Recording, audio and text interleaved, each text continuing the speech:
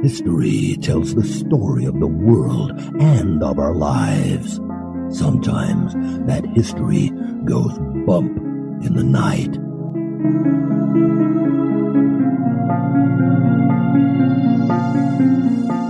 Broadcasting from the center of oddity and the supernatural in Central Florida, it's the History Goes Bump podcast. Hello, you spooktacular people. Welcome to History Goes Bump, Redux. I am your host, Diane. And this is Kelly. Kelly, on this episode, we're kind of going back to old Hollywood. You know how much I love it. As do I. And we're going to be looking at the Hollywood Roosevelt Hotel, which we did fairly early on at History Goes Bump. You ready to go back? I'm ready.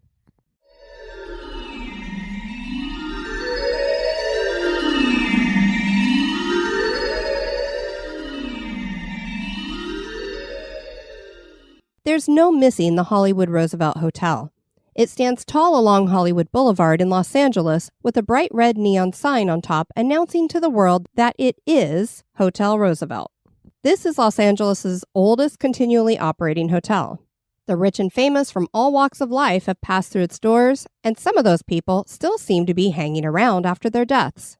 Join us as we explore the history and hauntings of the Hollywood Roosevelt Hotel.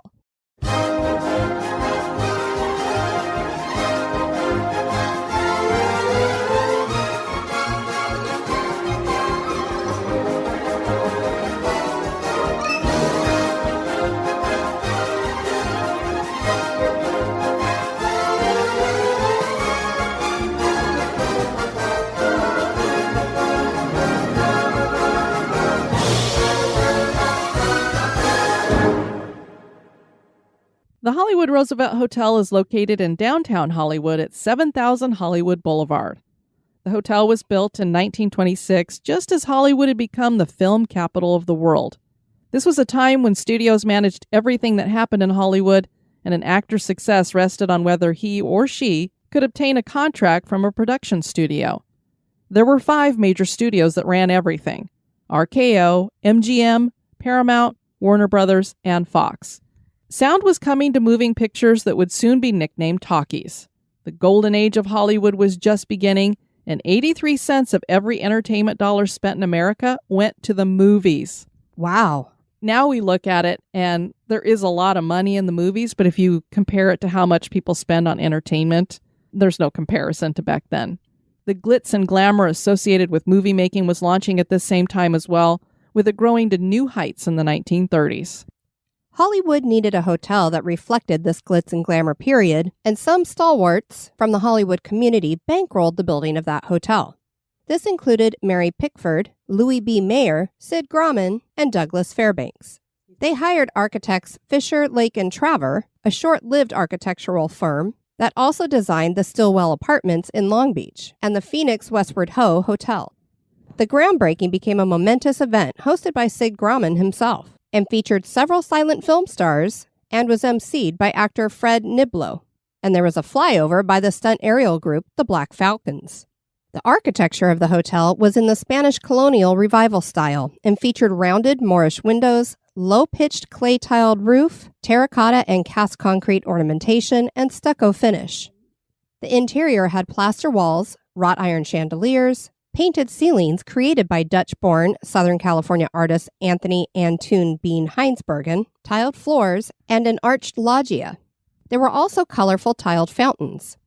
There were 300 rooms and 63 suites, with the best suite being a 3,200 square foot penthouse duplex with an outdoor deck overlooking the Hollywood Hills and the Hollywood sign.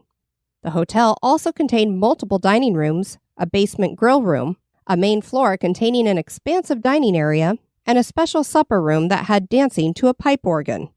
There was also a spacious private dining room on the second floor.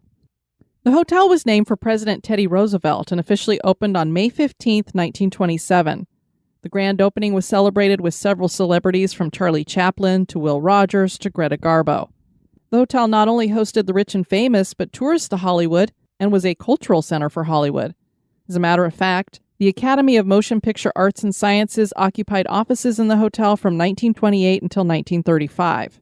The Grand Blossom Ballroom of the Roosevelt hosted the very first Academy Awards in 1929, and it was banquet style.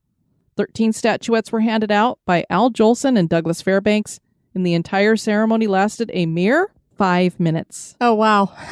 Slightly different now. Yeah, can you imagine an Oscars lasting for 5 minutes? It's more like 5 hours now. This was the only time the Oscars were hosted at the hotel because it was not large enough, obviously, for later ceremonies that got much, much bigger. And then things changed for the Roosevelt, and it fell into decline in the 1950s, and a new owner, Hull Hotels Corporation, remodeled, painting the hotel a horrid seafoam green and demolishing the historic archways. The beautiful painted ceilings were also covered. The design also added a group of 60 villas clustered around a large swimming pool. A new dining room was added called the Islander Room.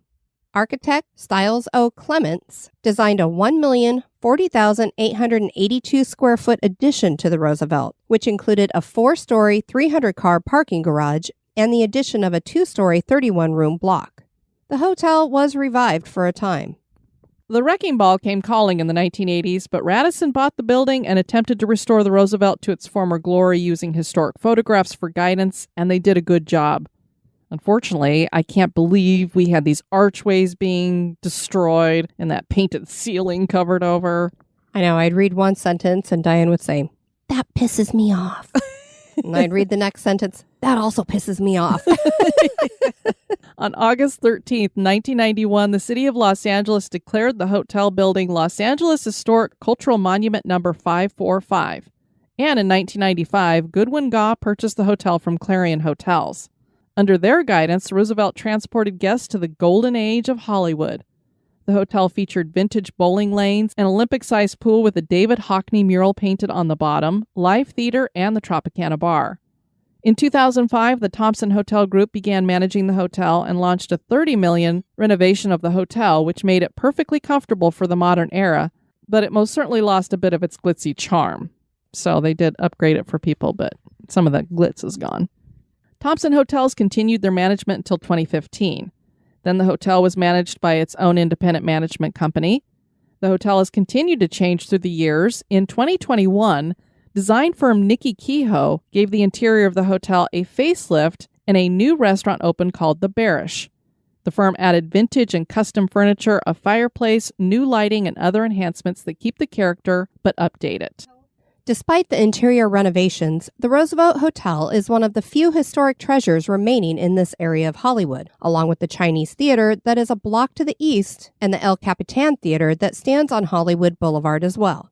Portions of the Hollywood Walk of Fame line the sidewalk outside the hotel, and that is fitting because many of Hollywood's most famous stars have walked through the doors of the Roosevelt.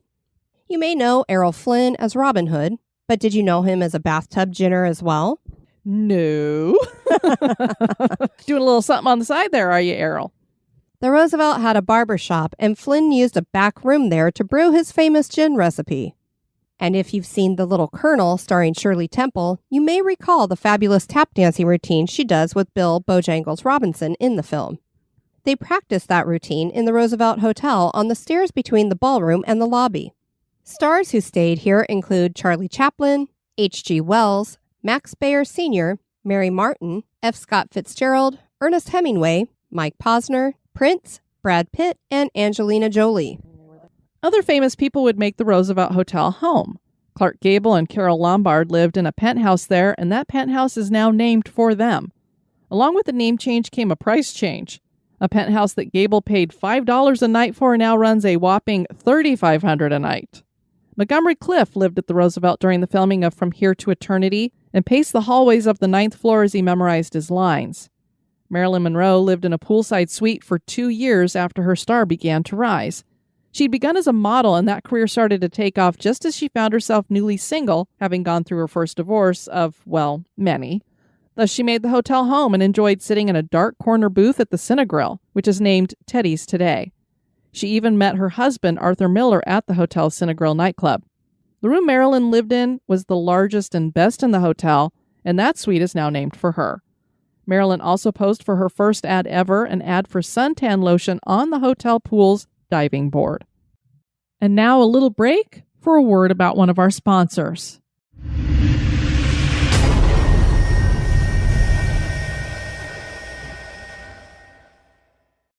With so much activity and so many famous people coming and going throughout the years, one would imagine that the Hollywood Roosevelt Hotel is haunted, and it reportedly does have a few specters.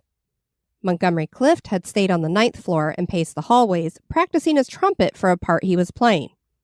Apparently, his spirit liked the hotel so much that he has returned and can be seen pacing the floors and also practicing his trumpet. Room 928 had been his room, and people report feeling cold spots in the room, and both maids and guests have been touched in that room. Hotel security agent Bruce Campbell reported this about a guest. She asked for the haunted room 928. Then, when she was trying to sleep, the coffee pot went on and off, and the TV set started changing channels by itself, and the lights flickered on and off. She called downstairs and complained, so we gave her a different room, and the same thing happened, like it was following her or something. She got so upset that she checked out at about 4 a.m. That's when we found out that she had a Ouija board and had tried to contact Montgomery Clift. Uh-oh. You kind of get what you're asking for there if you're going to be messing with that stuff. Some maids feel a cold brushed by them while cleaning and have felt a presence walk beside them. One guest claimed that one night while she was in bed reading, she felt someone pat her shoulder. She turned to see if it was her husband trying to get her attention, and she found him fast asleep. Peter James, a psychic, also spent a night in room 928 and saw Clift's ghost sitting on a chair in one corner of the room. He watched his spirit for several minutes in that same spot until it disappeared. A mirror that had once been in Marilyn Monroe's suite was moved to a wall in the lower elevator foyer, but before it was, a maid claimed to see the star in the mirror. She was dusting the mirror when she saw what looked like a sad blonde woman behind her. She turned to ask if she could help, and no one was behind her. She looked back at the mirror, and the woman was no longer there. People claimed to see the reflection of Monroe in the mirror when it was in the foyer. It was then moved to a manager's office and finally moved into storage and has remained there ever since, which is an utter shame. For one, it's a beautiful mirror. For two, if it's got Marilyn hanging out in it, come on. Monroe was not stuck to just haunting her old mirror, though. She's been seen and felt in her suite, which was room 246. She also has appeared in the Cinegrill, and the scent of her perfume lingers. And the Blossom Ballroom sometimes plays host to her dancing apparition. I don't know if she's dancing with someone or by herself. Cara Lombard has been seen hanging around the penthouse she once shared with Clark Gable. A couple of non-celebrity ghosts hang out in the Blossom Room. Psychics claim a nervous man in a tuxedo resides in there on occasion. And also another man in a white suit has been seen near and playing the piano. Piano music has been heard coming from the room when no one is there as well. So you've got this ghost playing the piano and then another male ghost, maybe he's the one dancing with Marilyn. They're having a party in that Blossom Ballroom. Unseen entities occasionally take a dip in the pool. The website hauntedhouses.com reports security guards have seen ghosts take a late night, early morning swim in the pool. One such ghostly resident decided to do so at 3 a.m. in the morning to beat the crowds, or just because that is the time that most ghosts like to show up. While the security cameras picked up his image in the pool, when a security guard went down to investigate, he communicated through his walkie-talkie that no one was there. He started waving his hands at the camera. However, on the security camera, the security guard that's looking on the other side, he sees the guard waving his hands right through the apparition's head. Oh, my word. So you can see these guys talking on the walkie-talkie, the ones going, hey, Bill, there's nothing down here. And he's like, here, I'll wave my hands. Is the camera working properly? Do you see me? And then Bob, who's up in the camera thing watching the security room, is like, I see you, Bill, but I still see the ghost, too. And you're like hitting him in the head with your hands. Smacking him upside the noggin. Poltergeist activity abounds with mysterious calls coming into the switchboard in the lobby from empty rooms. Those ghosts are always complaining about stuff in these haunted hotels. Rooms are locked and unlocked on guests. Disembodied voices are heard in various rooms as well. A ghost that takes on the appearance of a little girl in a pink jacket and jeans and calling herself Caroline has been seen by hotel staff skipping about the lobby, and some guests have seen her in the hallways. One receptionist thought she was a real child when she saw her skipping and singing. She was first encountered by Peter James in the Academy Room back in 1992. He felt the presence of a female child.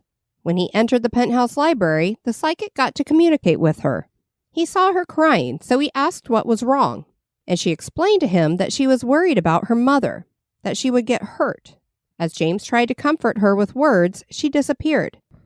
So is the Hollywood Roosevelt Hotel still playing home to celebrity guests who died long ago? Are there other ghosts creeping around the place? Is the Hollywood Roosevelt Hotel haunted? That is for you to decide. Never been there, need to go sometime. I've been by it. But you've never been inside of it? I have not. Yeah, it'd be a really cool place to check out. Want to thank you guys for joining us on this Redux. I've been your host, Diane. And this has been Kelly. You take care now. Bye-bye.